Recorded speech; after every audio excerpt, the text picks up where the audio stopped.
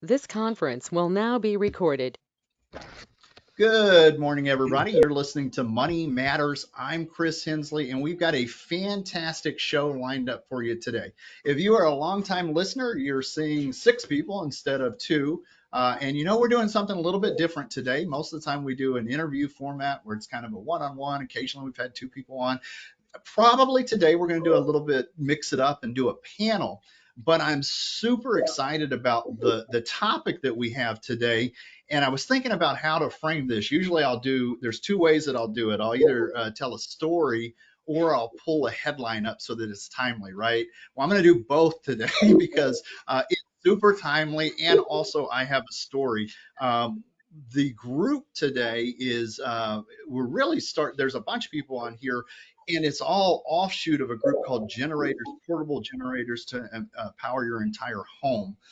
And the way I found out about this group, I will take you back to February 2021 when Texas had the power grid failure during the ice storms. They resulted in 246 deaths here in Texas. Some of those from hypothermia. This was a historic storm, and it wasn't just Texas. It affected Mexico and Canada. It was a huge thing. But how did this affect me personally? Well, pan to me sitting in the living room with a fireplace that's natural gas that I remember telling my wife, who needs a fireplace in Houston, right? All the power's out. We're in the living room cooking on it and keeping warm. Got some Shining vibes going on because we're stuck in there all together. And then I will fast forward past that until how can we solve this? What are we going to do next time we have an emergency or a natural disaster like that? And then I found this group who Brian Milan. Brian, welcome to the show this morning. Started. And this kind of sent me on this path to, I'm frugal. I looked at the Generac stuff and like doing a whole home generator. I looked at doing the solar panels, and the cost for that was very, very expensive. And so I found this group on Facebook who had already been set up and had already gone down this path that shows you how to kind of keep the power on when we have these natural disasters or emergencies, or even when the wind blows and knocks a transformer out, for on a budget. And it's also got some DIY aspects, which I'm a big do-it-yourselfer. So all of this really appealed to me. And then fast forward to today when I was looking for headlines. Turns out that July 3rd, Monday, was the hottest day on Earth recorded. In Texas, no. In the US, no. On Earth, the hottest day on Earth. And then we've got a summer of El Nino, and Houston's been getting it really bad. People are having air conditioning problems across the place. So that's the theme, and that's to get started. Guys, thank you so much for joining the show this morning. Let's kind of dive right into it. Let's start with Ryan, because I'd like to ask you this group, which I've seen it grow since I started on it, back in 2021. Why did you, how did this interest in portable generators begin with, and what inspired you to start this group? Well, so I first started my personal generator hookup is I was watching the models for Hurricane Laura, and a few of the models were shifting towards Houston area. And so at the time we had an 8 month old son. So I'm laying out extension cords in the house, putting one for the refrigerator, one for the TV, one for a fan, one for the portable AC, and he was all into the cords. And it was like, okay, this is not going to work anymore. I have a family now. I cannot just run extension cords. And so that's when I called my electrician up. Within 2 days, I was able to get hooked up. And but I never really had a need to use it as Laura hit Lake Charles. But during our Texas freeze, I hooked it up, plugged it in, and I was like, wow, this is amazing. I was able to fully heat my home. Everything functioned as normals. The kids were even watching a movie on the theater, and it really worked out great. So, in my neighborhood, one of our Facebook pages, people were saying, "Oh, this Man, it's so cold. My house is like 42 degrees inside. I was like, come on over, stop on over. I'll show you my setup, how economical it is. You're welcome to see how it. I know it's very cold outside, but I can show you how it works. And then an hour or two later, maybe a dozen people showed up. Later on that evening, another 20 people showed up, and I was like, wow, this, because it was very difficult to explain online, through comments how the system works. But once they saw it in action, it's like, okay, this is it. This is what I'm doing. Because it was, you can do these portable setups for a very economical price for a fraction of the cost of a standby unit. I'm able to heat my home and power 2 ACs with it as well. I do have some limitations, but I don't want to run my coffee pot and microwave and dryer and ACs all at the very same time. I can get by with a week or so out of a power outage like this. I And so love then it. I after love that, it. we had so many people stopping by that we decided, well, let's go ahead and form this generator group. So at first, it was mainly my neighborhood. So we had like 300 to 400 join in. Then the Houston Chronicle found out about this. So they did an article. And since then, it's been growing nationwide. We're in all 50 states and 13 countries now. Wow, that's huge. That's huge. And what's really neat about the group is that the kind of the crowdsourcing of questions. Like you've got people that are all different setups as far as their air condition and what their electrical systems look like. And so this group has been really great. Of if you throw a question in there, either somebody's already gone down that path or they can point you in the right direction. And so that's what's really neat about it. Brian, what are some of the most common questions or concerns group members have about portable generators and the whole idea of running the house off of the portable generator? Yeah, the number one question I get is it safe? I may get 20, 30 messages a day, and that's the most common prevailing question. Is it safe? Am I going to blow myself up? Am I going to blow my house up? And it's absolutely safe. There's a lot of different backup mechanisms in place as well. But it's very simple to use. My daughter is 8 and she powers our home. How Oh, simple I it is. I love feel it. with her doing it.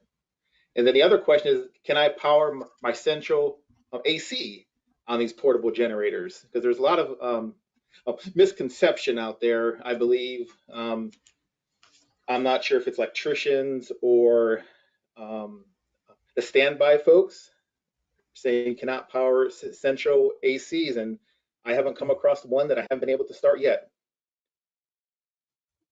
There's probably both of those things you just mentioned are putting that out there that maybe you can or maybe you can't. But I think we've all, like in this group, seen that, hey, you can power your home with I've got the Duramax, I've got the micro air, and it works. It's amazing to see it done. Now it's anything that's do it yourself. We have to, since you're doing this from the love of your heart, right? It's a passion. You're not getting paid for this. We do have to mention that Exactly. anything that's do it yourself. It's kind of like if you get a car and you're an enthusiast and you go out and put like aftermarket parts on it, then there may be issues as far as warranties and that kind of stuff, right? But that's the do it yourself when you do like custom parts or so that's some of the questions that have rolled around on that. Just so that we know that. Let's go to well, let's see. I'm going to start with. I'm trying to see the logical order here. Let's start with Duramax because that is the generator, right? So let's kind of start with that. First, can you introduce yourself and tell us a little bit about what you do? Absolutely. Well, good morning, gentlemen. Thank you so much for having me on the show today. It's a pleasure to be here. I'm Michael Black. I'm the sales director for Duramax. I've been with the company now for about 6 years. I oversee and I manage all of our partnerships with our retail partners out there, massive companies like Amazon, Home Depot, Lowe's, Tractor Supply, and many, many others. I'm also very involved with our marketing or advertising efforts, and I work closely with our product development and engineering teams as well. I've had the honor of knowing Mr. Milan and a lot of the gentlemen in this room now for a couple of years through the Facebook group, and I'm a member of the group.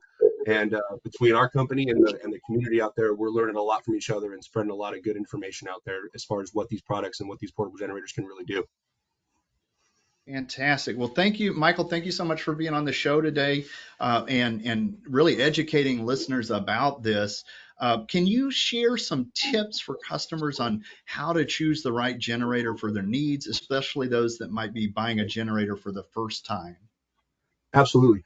So the most important things to consider when purchasing a portable generator for the first time is, what are the most important items in your home to you that you want to keep power during an outage, and how much power or wattage will those products or will those items require to keep power? Things like Brian mentioned, your central ACs, your lights, appliances like refrigerators and freezers to keep food from going bad. From there, you can determine what type of plugs and outlets and features you're going to need on the generator. And then from a power output perspective, how big of a portable generator you're going to need. The next most important thing to consider, based on where you live and what fuel source you plan on using.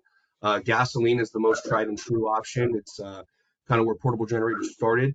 Duramax is the industry leader in dual fuel technology, which brings propane as another fuel source. There's a lot of advantages to propane. It's cleaner for the internals of the generator. It won't gum up things like the carburetor, like gasoline will. And then so once you know what kind of fuel source you plan on using, you can make the decisions about, do you need a gasoline only, a dual fuel option, which we would always recommend having multiple fuel options in case that primary fuel option isn't available during an emergency or an outage.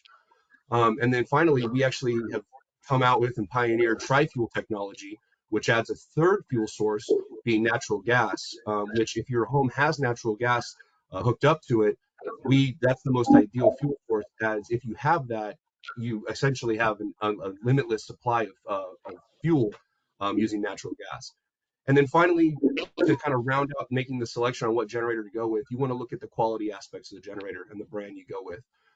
Things like the internal components, how the product is engineered and built, and then some post-purchase options, things like customer support, warranty, service centers, things like that.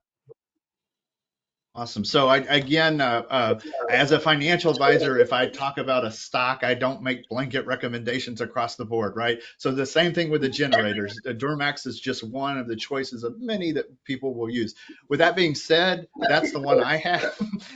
And there were a couple of reasons that I picked it that I really liked. The price in 2021 when I got it, it's gone up. Inflation's gone up. Everything is more expensive now, but the idea that you could use that generator with different sources, like the redundancy, like I could use the gasoline.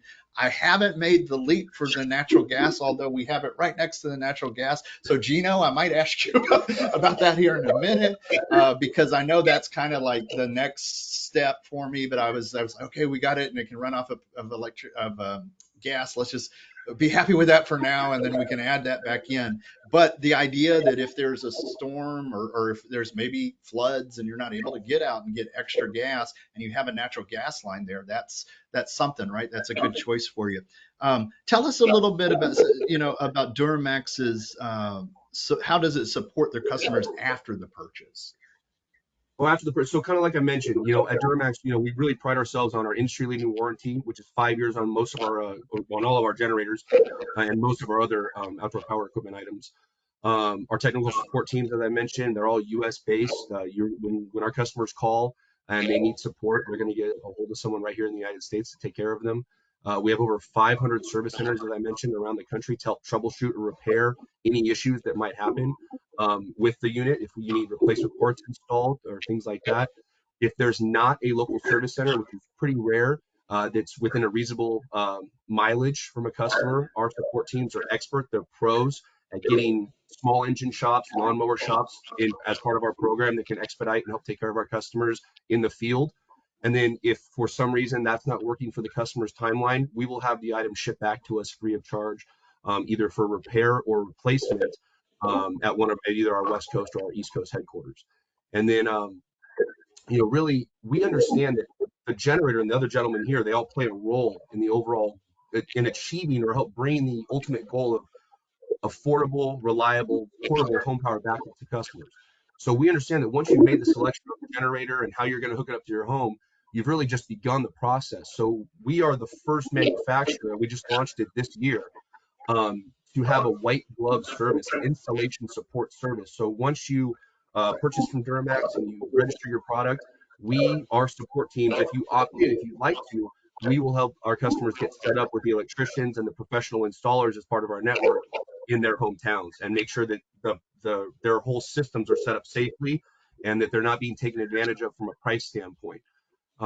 If you look at the cost compared to a standby, for example, one of our large portable generators in the 13,000 plus range or 10,000 watt range, those go for around, let's say, $1,000 to $2,000. From the installation and everything all in, you're looking at probably below $5,000 to get the entire system set up. Where if you were to go with a standby system, you're looking at $6,000 to $10,000 just for the unit, and then double that for the installation, which is something that's not very clear in the marketing and advertising out there by some of those major manufacturers as well. So there's a big sticker shock when people get the full all-in cost of a standby. Michael, thank you for sharing that. And to say it's not clear, we're being nice about that, because a lot of these whole home ones, they'll come out, it'll be a sales rep, and they're like, okay, you're looking north 10, 20, 30,000 sometimes, depending on how big the house is. And so that's one of the really, Brian's group that he started, that's one of the really big aspects of it. You also mentioned earlier about when you get the generator, it's not necessarily about powering the whole house. If you're in a temporary situation and you've gone in and you've looked at the circuit breaker and you've said, okay, this is my refrigerator. If my refrigerator overheats, I'm having to buy groceries again, right? So you dial that one on, and maybe I'll need the internet because I got to keep my kid busy, right, during it. And so you can kind of pick and choose what you're putting in that choice, right? And so this seems to be a perfect fit for that. Barring, a major situation where we're without power for like a month or so, but people will be running down the street with their hair on fire, right? So we'll all be in a different boat then. Gino, I'm gonna bring you in, because one of the things that we were just talking about was that the ability to add natural gas, not just the regular gasoline, but also natural gas. So one, can you introduce yourself and tell us a little bit about your company kind of to get started here? Yes, sir. So my name is Gino Boutros. I work for Tony's Plumbing. It's actually my father's company.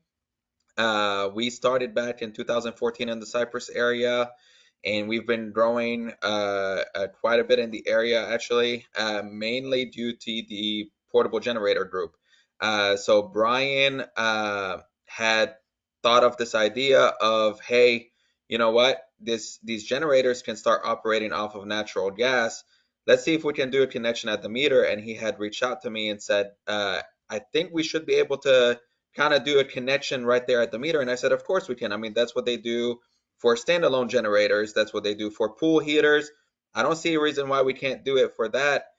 And we started thinking of ideas of, okay, what can we connect it, since it is portable? That makes it easier for you to be able to move the generator with you. And obviously that's where the quick connect comes in. And one of the questions that I get asked the most is it safe for the quick connect? And of course, so it actually has a safety mechanism that once you remove the hose out of it, it won't let any of the natural gas on, even if somebody does come and play with the valve at all. So whenever Brian, started looking at the natural gas and everything like that, I mean, it came out as a perfect package completely. It's easy, obviously, to move in and out of your garage, bring it out. You kind of like what you said, you can control what you want to control. It's a third of the cost of a standalone generator. And the cool thing about it is too, and I told my wife, I said, we move to the next house, guess what? We bring that with us. You can't do that with the standalones. Nice. That's a bunch of really good points there. Um, Tell me a little bit about, are there any specific considerations or precautions that homeowners should keep in mind when using a generator, particularly when it comes to gas lines? So usually you have to obviously consider where you're placing the generator. We don't want it near the windows for carbon monoxide and stuff like that. So you just have to figure out kind of where your placement for the generator is going to be. And then based off of that, we'll have to see, okay, do you want to run a hard line to the location of where you're placing it, or you're gonna run a longer hose and a quick connect doing it that way. So the first thing to do is going to be where will be the safest place to put it. And based off of that, we'll decide, okay, what are the next step going to be? How far will the gas line be? And based off of that as well, we'll have to choose the proper sizing, because we don't want to downsize on a gas line and then the generator starts struggling. We want to make sure that we size it properly. So that would be the first step that I would start, is make sure that, it's safe away from any windows and doors, and obviously your neighbor as well. You got to be considerate of them. So, and once you figure that location, then we can talk about how the best option is to run that gas line. I love it. Gino, thank you for sharing that. I'm trying to think, I think Dustin before Matteo. So I'm trying to do a line here because of how we set it up as we go. So Dustin, so let me go ahead and bring you in. And you're with Lease Services. So I'd like to, if you could introduce yourself and kind of share a little bit about your company first, and then we'll kind of get into it here. Thank you for having me on the podcast. And I'm Dustin Sheffield. I'm the owner, master electrician of Lease Services. I'm an electrical contractor. I do every manner of electrical work, but one of the things I kind of specialize in, thanks to Brian, is portable generators. I love it. I love it. What I'm hearing here is community. What started as a Facebook group, I mean, the national people who are outside of the Houston area aren't necessarily getting all this, but I love this, that we've got guys locally here, and we're bringing you in, Matteo and Michael as well. but I love that. I love that sense of community there. Dustin, tell me about how your work of Lease Services intersects with portable generators. How does that work for you? I guess it kind of started with the freeze. That's the first time that the method of doing that kind of came up, and it came up because I had a tiny generator and no way to power my house, no way to get my central heat going, no way to get power to my natural gas fireplace. So I took my little generator, I cut a extension cord, I backfed my electric panel and powered up my whole house with it. And I was like, well, you don't really need that much power to power your whole house. And running my central heat, I only had like a 3,000 watt generator, but that was more than enough. So I started going around and doing that for other people and telling them, don't touch your electric panel until I get back. This is highly dangerous. I did those and was trading for propane to fuel my own generator. And with all the time on my hands, I started thinking, I've seen these things in a commercial setting. I've done lots of generators and standby systems, but I've never seen anything in a house. And lo and behold, a little bit of research, you can buy interlock kits for residential panels. And I was like, oh, cool, there is a safe way to do this.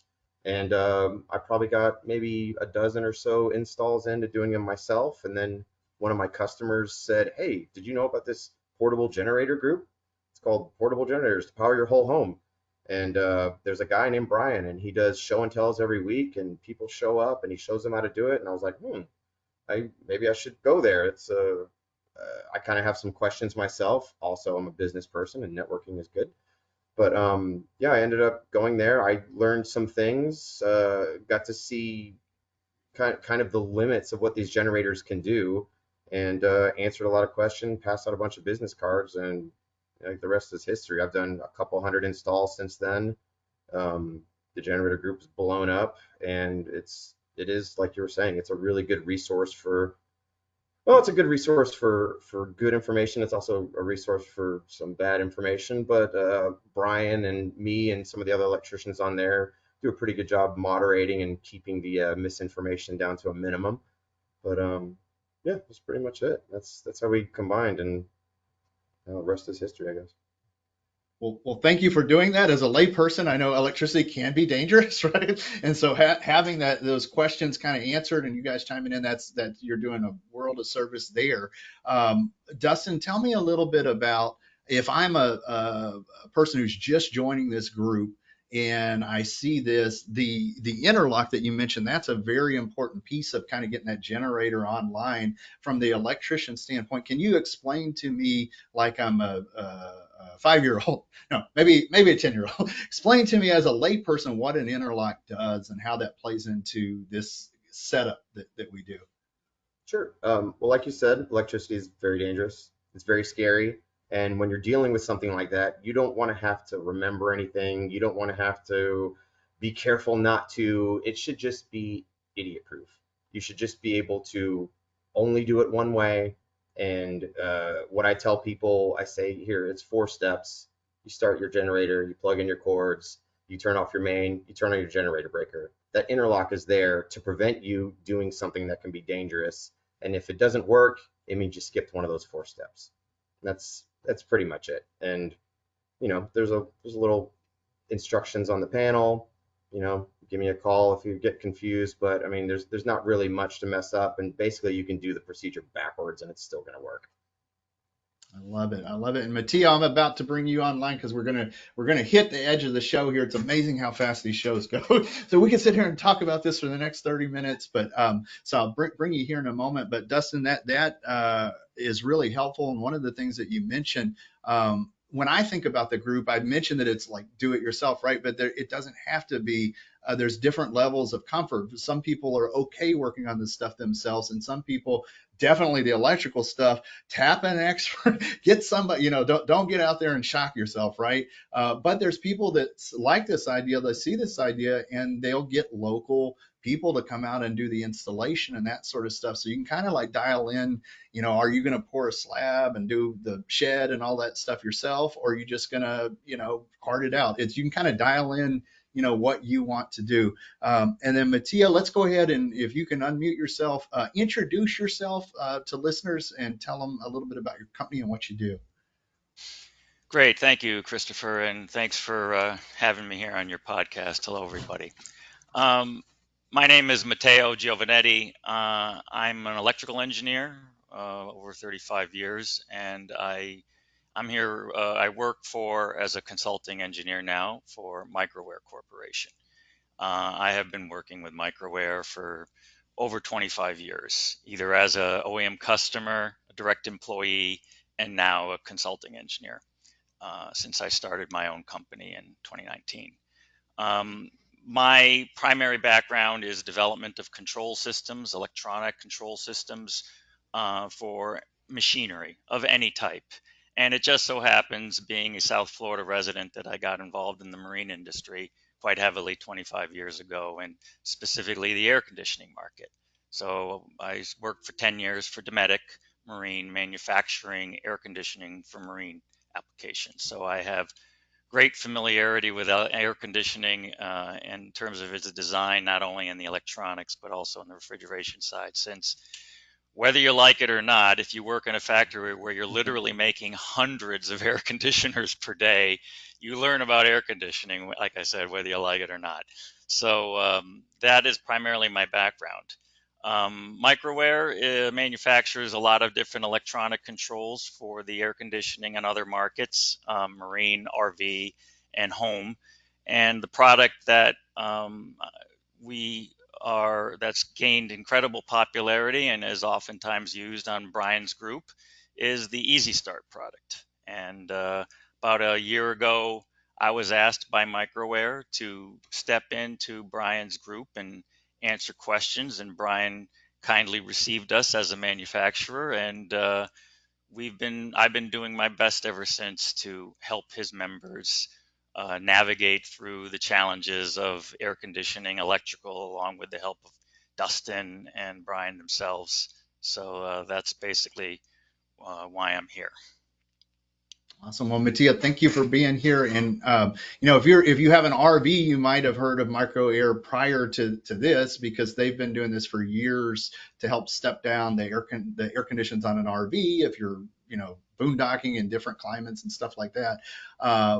But so Matteo, the Easy Start part is one of the biggest pieces of the puzzle, right? Because if you go out and you get your generator set up, if you're getting your refrigerator and your freezer not letting your food thaw, that's good. If you got some lights on, if you get greedy and you want to do the air condition, there's really only a couple of ways to get that to get into this math problem, right? Of running everything on the house. So tell us a little bit about what the Easy Start product is and how does it work with the portable generators, and what benefits does it provide to people?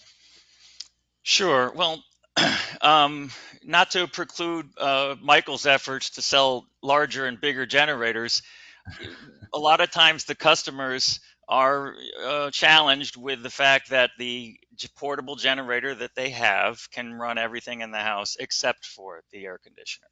And also not to preclude other efforts to make that happen, like that Dustin and Brian talk all day, every day about to help everyone with. Many cases, the Duramax generator of sufficiently sized will start the air conditioner with no problem at all. Or you can try adding a hard start kit, which has resulted in some people meeting with success.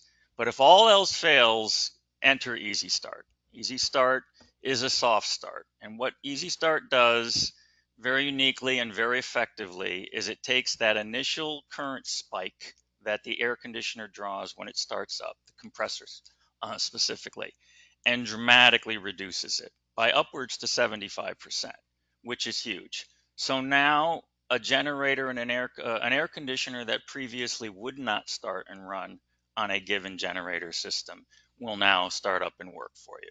So that is what Easy Start's primary benefit is. It's going to allow you to start and run your air conditioner when you otherwise couldn't have, by eliminating that startup spike. So along with that, there are many other side benefits other than the obvious. The Easy Start gets wired into the compressor wiring. It's very easy to do. It's only 4 wires, and many of Brian's members on his forum group or on the Facebook group there have done it themselves. And if not, they get help from Dustin or someone like that. And once you wire it in, it eliminates the starting surge on every start, whether or not you're on generator or you're on utility power. And once the air conditioner is up and running, the Easy Start continues to monitor and protect the compressor from all kinds of power anomalies. Those of you I know most of you are in the Cypress, Texas area. And by the way, my sister lives there as well with her husband, my 2 nephews. And the power is off. The grid in that area obviously can be problematic, especially in the summer when it's overloaded right now and during freezes and what have you. So power interruptions and brief brownouts are murder on air conditioning compressors. So one of the key benefits of an Easy Start is it will step in and disconnect the compressor if it detects brief power outages like this, to prevent the compressor from trying to immediately restart after power comes back, which is when problems can occur. And Easy Start also has other benefits too, as far as checking for low voltage conditions or overcurrent conditions, things of that sort, all of which are potentially harmful to the compressor. So Easy Start has these secondary benefits that people can benefit from as well, thus saving you more money, right? This is the Money Matters podcast, and I know that's important to your listeners, Christopher. And lastly, believe it or not, and we didn't really even know this at Microware at first, people have said, hey, when I put Easy Start on, that loud banging noise that the compressor makes when it starts up is gone. So the act of soft starting a compressor, which is a slow ramp up of the compressor's motor, as opposed to an immediate steep acceleration, is much quieter, so audibly quieter. So there are all kinds of benefits and reduction in wear and tear that Easy Start has for your air conditioning compressor. I love it. I'm sure my neighbors appreciate the quiet aspect of it. That's always a good thing. And I put some sound suppression in the generator thing, so we're good on that. Sounds less like a motorcycle, a little bit lower than that. Well, we're right here at the end of the show. That was probably, we could go on and keep the conversation going, but we're right here towards the end. I'd like to bring Brian back on and just ask you, is there anything that I forgot to ask you that you'd like to share with the listeners as well? I knew that there's a show coming out. Is it Friday? Can you tell us a little bit about that? Yeah. Well, this is probably more for Michael Black to answer, but They asked me if there's any homes in my neighborhood that will be willing to, as kind of as a showcase for the show, Designing Spaces, which will air on Friday at 6:30 a.m. Central Time, and it will re-air on July 13th at 6:30 a.m. And then and that's really going to showcase the Duramax 13,000 watt tri-fuel powering a very large home, 4,500 square foot home. Um, and I think that's really going to bring the national spotlight on portable generators powering an entire home. Wow.